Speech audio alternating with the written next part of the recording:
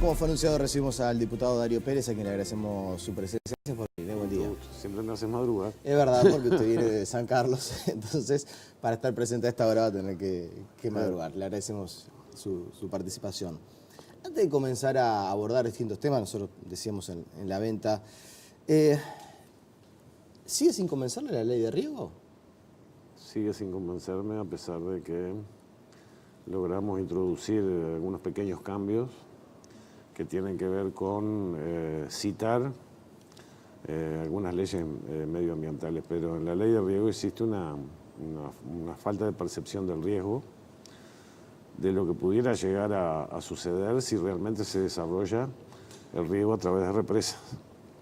Ya vimos un poquito lo que pasó ahora en Palmar con los peces, pero no solamente son los peces, sino que es el agua que puedan tomar los animales, otros usos, porque el tema está en el represamiento. ¿No le convence el tema de los embalses a usted? Lo que no me convence o la es el extensión tema de los embalses. Claro, pues tú dices riego, inmediatamente, mentalmente tú, es algo positivo, porque aumenta la producción, esto, lo otro, aquello. Te imaginas un desarrollo en la zona rural, todas bondades. El problema es las represas. ¿Por qué?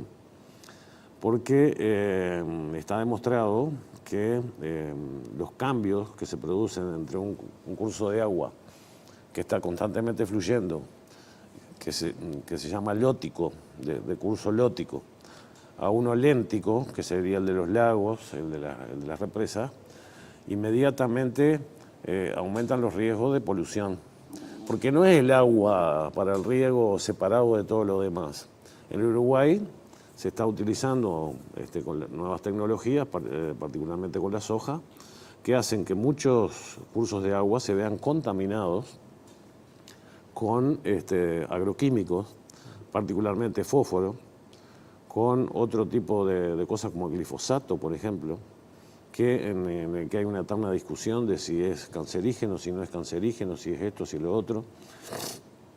Las pruebas vienen pintando para que sí, aunque es tan poderoso Monsanto que creo que es capaz de llegar a producir. Hay que recordar que Monsanto fue enjuiciada en algunos países de Europa por corrupción. Entonces los informes no siempre dicen exactamente todo lo que es capaz de hacer el glifosato. Entonces, para que tú tengas idea, hoy en el Uruguay, porque el tema medioambiental, nuestro país lo viene corriendo de atrás. Para que tú te hagas una idea, la Facultad de Ciencias hizo un estudio en relación con la Dinama, en el que se estudiaron por lo menos 60 puntos del Uruguay, de los cuales más de la mitad estaban extremadamente pasados de fósforo. La otra, de la mitad, estaban más o menos ahí y solo 9 cumplían con el rango aceptado. Por ejemplo, las represas sobre el Río Negro hay 5 o 6 veces más fósforo de lo admisible. Entonces estamos frente a un riesgo, y si tú aumentas la cantidad de represas donde las mínimas cantidades de fósforo son capaces de reproducir floraciones algales de cianobacterias, tenemos, si ese contenido de esas represas es volcado, por ejemplo, en un río como en el Santa Lucía, porque ya ocurrió, en el que hubo floraciones de cianobacterias, el riesgo es que no podamos tener para tomar agua. Es un escenario preocupante. Yo siempre digo, no siempre quizás le dedicamos los tiempos que deberíamos dedicarle a nivel de los medios de comunicación a este tipo de asuntos.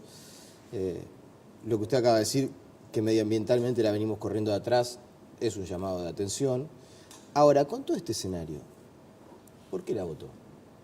Porque nosotros logramos introducir en esa ley, la ley venía, el huevo de la serpiente, formado en el Ministerio de Ganadería, Agricultura y Pesca, junto con el Banco Mundial. Y no hacía ni la más mínima referencia, ese embrión del proyecto no hacía la más mínima referencia al riesgo ambiental. Hablaba de plata y de reproducir el valor de la tierra y la capacidad de riego. Pero en ningún momento se preocupaba de lo medioambiental. En la ley se empezó a citar alguna cosita, pero muy por arriba, con poca responsabilidad. Por ejemplo, si se llega a producir un accidente o algo a través de esa represa, o lo que fuere, escasos cables, etcétera, etcétera. Entonces nosotros logramos introducir en algunos de los artículos citas a la ley para que quien tenga, inicie un emprendimiento de este tipo, necesariamente tenga que remitirse a esas leyes ambientales, que en el papel son extraordinarias. Después hay que tener una dinama fuerte, con recursos, que no los tiene casi, con fuertes recursos para poder controlar esas represas que se van a hacer, estudios previos para poder, estudios de impacto ambiental, para no tener que tapar el pozo antes que se caiga el muchacho, porque después que se produce el problema. Yo pongo, por ejemplo, siempre un ejemplo de laguna que se fue perdiendo, que lamentablemente se terminó. Podría poner la laguna del Sauce en la época de las elecciones, ¿no?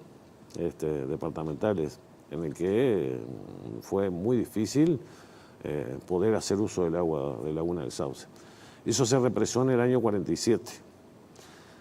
Pero Laguna del Diario, para quienes van para Punta del Este, en algún momento tuvo un sistema de esclusas que permitía lo normal que ocurre en una laguna costera. Cuando ese sistema de esclusas, por viejo o por desuso, se dejó de usar, la laguna se liquidó y no le recomiendo a nadie que se vaya a bañar ahí, cuando antiguamente era diferente.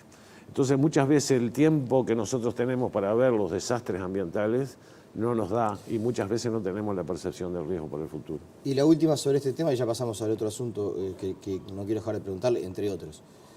¿Puede ser declarada inconstitucional la ley? Francamente no soy jurista, y viste que los abogados, así como te digo una cosa, te digo la otra. Entonces, francamente no sé, va a depender. ¿No consultó eso sobre la posibilidad de la inconstitucionalidad? Estaba ahí tiene que ver con el tema del artículo 47, pero creo que de alguna manera la ley intentó salvar la inconstitucionalidad.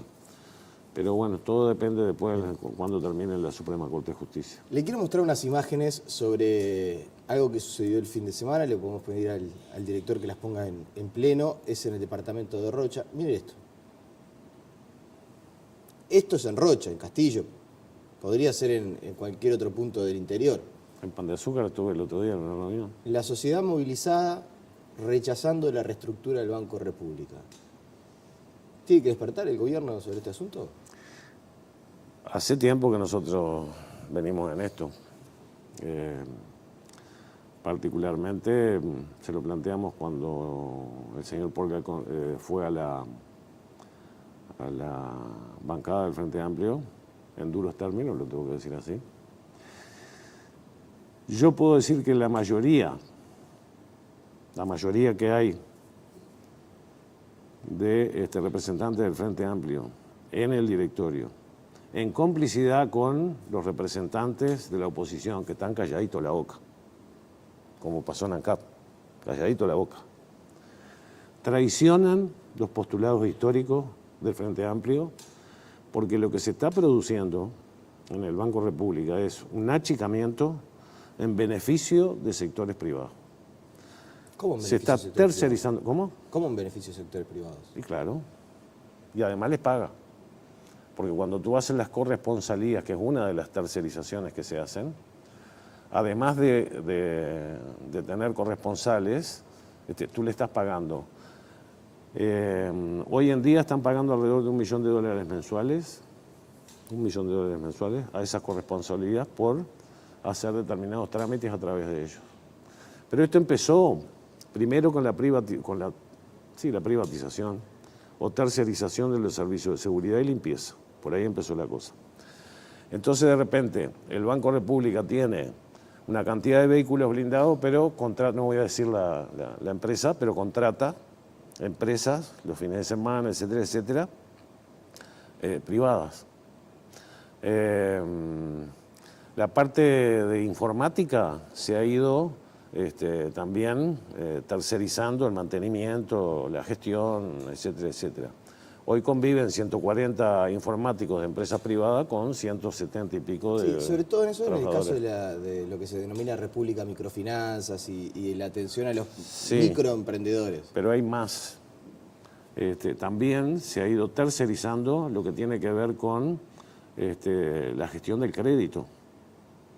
Y eso es una información muy reservada, muy importante, te imaginas lo que significa para un banco, pero además lo que significa para el cliente, al que privados, contratados por el banco, accedan a tu capital, sepan exactamente todo de ti, y el 50% de esa gestión del crédito está siendo llevada adelante por estudios privados que además sacan digitalmente, tienen acceso a eso y lo sacan para otro lugar. Esto, lo que te dije al principio, a nuestro juicio es la traición a los postulados históricos del Frente Amplio. Y nosotros pensamos plantear en la mesa política del Frente Amplio, a través de nuestro compañero Antonio Maldonado, que el Frente Amplio como fuerza política se expida sobre esta situación que está pasando en el Banco República, que además, por primera vez desde el 2005, la banca privada logró ganar más que el Banco República, por primera vez en este ejercicio.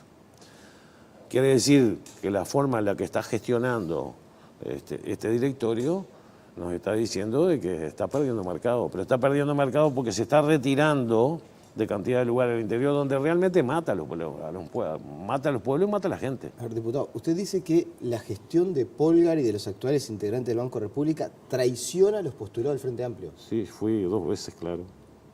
Traiciona los postulados históricos del Frente Amplio porque nosotros luchamos por empresas públicas. ¿Y usted esto se lo dijo en no la cara para a Polgar? ganarlo. Esa palabra no, exactamente... Me referí a él en duros términos. ¿Qué le dijo en la bancada? Bueno, yo te voy a decir que en realidad en los primeros 3 segundos que tuvimos contacto ya arrancamos mal. Es más, en determinado momento le dije, Polgar, bueno, lo tuteé en ese momento. Polgar, digo, ¿tú vas a ir a Iguá conmigo antes de las elecciones? A explicarle a la gente. Porque la gestión que están llevando adelante Polgar y su Baracutanga, en realidad, quien dejan pegado es el Frente Amplio.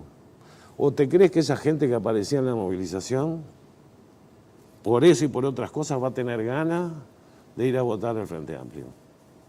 Le van calentando las orejas. Entonces, eso explica algunas de las pérdidas que hemos tenido, gestiones como esta. Yo le pregunté también si estaba avalado por el Ministerio de Economía, dicho de una manera por la historia. 2 veces le pregunté, en ningún momento me dijo que sí.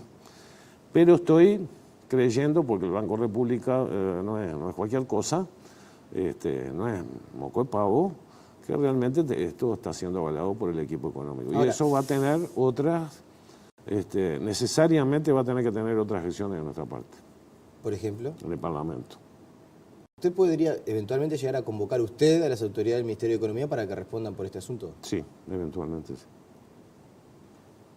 Es algo no muy frecuente que un diputado del oficialismo convoque a pedirle explicaciones al ministro de Economía de su gobierno. Yo estoy siendo fiel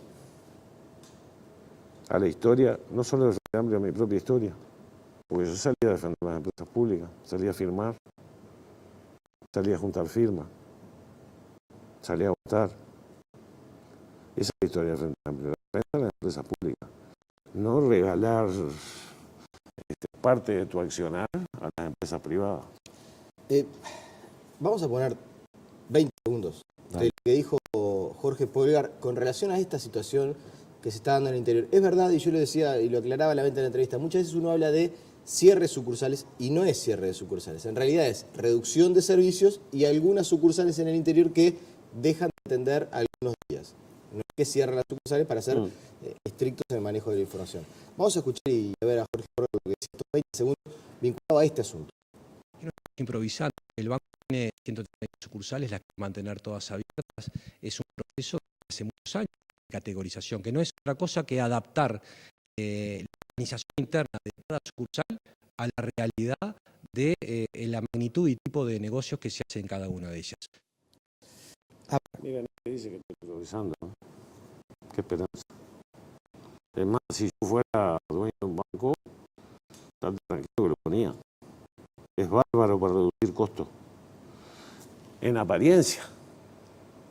Porque si tú, cuando pones una corresponsabilidad, además le estás pagando, resulta que no es tanto. Claro, ahora, me voy a Es poner- me voy a bárbaro poner para reducir el costos, pero defensor de resulta que... Pulgar. Me voy a poner en el plan de defensor de Pulgar. Le digo, Pérez, está bien, usted viene y me critica que los servicios... A nivel mundial, las sucursales bancarias, que antes eran grandes monstruos de mármol blanco, con 68.000 cajas para atender a la ciudadanía, cada vez son más chiquitas. Uno va, deposita en el buzón, ni siquiera tiene que ver a alguien, aprieta en la pantalla, dice tengo tanto dinero para depositar, lo pone en un sobre, queda depositado y ya enseguida le aparece aquí en el celular que está cargado el dinero en su cuenta. Ya para el pago de facturas y para un montón de servicios, directamente del celular uno avisa, pone la huella y con el ingreso de la huella ya puede realizar el pago de servicios. ¿Tiene sentido mantener la estructura del Banco República como está en estos tiempos que corren, donde cada vez más los servicios se hacen por celular o desde la casa? Sí, tú eres joven. Capaz que estás acostumbrado al mundo digital. Pero probablemente las 2/3 partes de la población del Uruguay no se maneja de esa manera. Entonces tú estás dejando un montón de seres humanos complicados. Y además, por la forma en la que se... Yo quisiera que tú fueras al Banco República de mi pueblo, por ejemplo, en determinados días. Y no es que los funcionarios no quieran trabajar ni no quieran, no. Es que además tienen... Ahora les pusieron 2, pero tienen escasez de gente para trabajar. Entonces son largas colas. Es decir, el servicio es malo. Pero además, al suprimir cajeros, le estás quitando a un montón de gente que no ha tenido la oportunidad de digitalizarse, o no tiene la costumbre, o no quiere, o no puede, o no tuvo la formación como para poderlo hacer. Lo estás obligando a ir hacia una cosa en la que tiene que pedir ayuda. Porque al no estar el cajero del otro lado, o un ser humano del otro lado, te queda cero. Y eso en el interior es muy abundante la cantidad de gente. Además, ¿qué le ocurre eso? Además de eso, hay gente que se tiene que trasladar kilómetros a otra ciudad para poder hacer determinados movimientos. El otro día en la reunión que asistí en la ciudad de Pan de Azúcar, donde había una cantidad de vecinos inquietos por lo que podía suceder con la sucursal del Banco Pan de Azúcar, me contaba un empresario que determinada cantidad de montos de dinero no los podía hacer ni en Pan de Azúcar ni en Piriápolis. Entonces tenía que trasladar a la ciudad de Maldonado. Y así sucesivamente. En cambio, va abriendo bocas, por un lado o por el otro, a las que además le tienes que pagar. Y no se han llenado alrededor de capaz que 600 o 700 vacantes. Ahora van a entrar 140. Dicen que van a entrar 140. Pero no es ni de cerca la cantidad de gente que precisa para determinados lugares en el banco. Yo no estoy de acuerdo con la segunda visión que tengo, porque deja, yo me animo a decirte, no sé si los 2/3, pero la mitad de la gente lejos de la posibilidad y en mala relación con un banco que supone que debe tener inquietudes y sensibilidades sociales. Yo entiendo. Porque él no es un tecnócrata. Entiendo. Él es un tecnócrata. Pollo. Él y los que lo acompañan. Pero es un hombre designado políticamente por el dedo de alguien. Entonces, cuando tú tienes que equilibrar las cosas. Un tecnócrata hace, sí, los papelitos le da bárbaro, pero hay seres humanos del otro lado que necesitan otro tipo de actitud. Y eso de alguna manera es lo que estamos pidiendo. Pero además, francamente, no queremos que el Banco República le tenga que estar pagando $1 millón a una corresponsabilidad por cosas que podría hacer él perfectamente con funcionarios. Pero además, con todas estas tercerizaciones se baja la calidad del trabajo. Porque el Banco República le paga, por ejemplo, a grandes trazos, le paga, suponte, 500 pesos por hora a una empresa, pero la empresa le paga generalmente a un joven o a alguien 130 pesos la hora. Hay una diferencia enorme. En cambio, capaz que un funcionario del BROU, que podía hacer esa misma función, podría ganar mucho mejor que esos 120. Sí, hay un trabajo muy interesante que se publicó hace ya algunas semanas en el semanario Brecha, que vinculaba y hacía referencia a todos estos asuntos del proceso de tercerización que se está dando en algunas cuestiones del Banco República. Usted entonces me decía que lo que va a hacer es tratar de buscar al políticamente responsable de esta situación, que es el ministro de Economía, Danilo Astori. ¿Cuándo resuelve si lo convoca al Parlamento o no? No, todavía no sé porque tenemos que presentarlo. Primero lo vamos a presentar a la mesa política, porque yo quiero saber en qué fuerza política estoy, porque todo el mundo se hace el distraído y nadie atraca. Y además hay representantes dentro del directorio de signos, entre comillas, ideológicos, habitualmente contrapuestos dentro del Frente Amplio. Entonces, pero te lo digo de otra manera, hay gente del Frente Libre Seleña y gente del MPP. Y hay cosas a mí que me llaman la atención. Que se pongan de acuerdo en esto. Que se pongan de acuerdo en esto. No se ponen de acuerdo en nada, se ponen de acuerdo en esto. Está todo el mundo distraído y el banco se va achicando, va cediendo parte de su territorio y de su trabajo y vamos a tener... Y además perdiendo ganancias, porque te das cuenta que si en el último año de gestión, por primera vez en unos cuantos años, la banca privada logró ganar más que el Banco República, es porque se viene retrayendo. Bien, la última y en un minuto. Yo imagino, siempre que conversamos, igual me queda por preguntárselo y seguramente... ¿Lo desgasta esto de siempre estar yendo contra la corriente? Me hace sufrir. Me hace sufrir. Me duele. Porque lo que yo intento es ser coherente. Porque lo que dijimos hace 10 años atrás, yo el otro día cuando el tema de la ley de riego, dije, cuando nosotros ingresamos al gobierno, que no quiere decir al poder, cuando ingresamos al gobierno, si el Banco Mundial nos decía buenos días, nosotros salíamos para afuera y mirábamos a ver si no era de noche. Y hoy el Banco Mundial nos acompaña en la inclusión financiera, por decirlo de alguna manera, nos acompaña, nos hace creer que un pobre porque tenga tarjeta va a ser menos pobre, cuando lo que precisa es un techo, más frazada para abrigarse, mejor comida, mejor educación para sus hijos, no es la tarjeta. Nos acompaña el Banco Mundial para la ley de riego, ahí tiene el fundamento de la ley de riego, son técnicos del Banco Mundial y así sucesivamente. Entonces, me preocupa ser coherente, por lo menos me voy para mi casa y duermo tranquilo, porque hay gente que... ¿Pero tiene ganas de irse para su casa? ¿Tiene ganas de irse para su casa? No, yo estoy de los 13 años en esto, a veces me dan ganas, pero me caliento y arranco de nuevo. Bueno, pero hay elecciones no mucho tiempo. Y uno empieza a pensar en eso, en qué va a ser el después. Sí. Vamos a ver qué pasa de aquí allá. ¿No está convencido de volver a presentarse? Sí, seguramente que sí. ¿Sabes por qué? Porque uno se compromete con los compañeros a seguir y a seguir hasta que el cuerpo dé. Y te comprometes con lo que piensas y con lo que sientes y con lo que soñaste toda la vida. Creo que eso es lo que... es la fuerza interior que te lleva adelante. Mantener los ideales. Viste que hay unos que dicen incendiario a los 20 y bombero a los 40. Bueno, en mi corazón todavía hay un incendiario. Darío Pérez, le agradecemos su presencia esta mañana. La pausa y seguimos con muchas más noticias.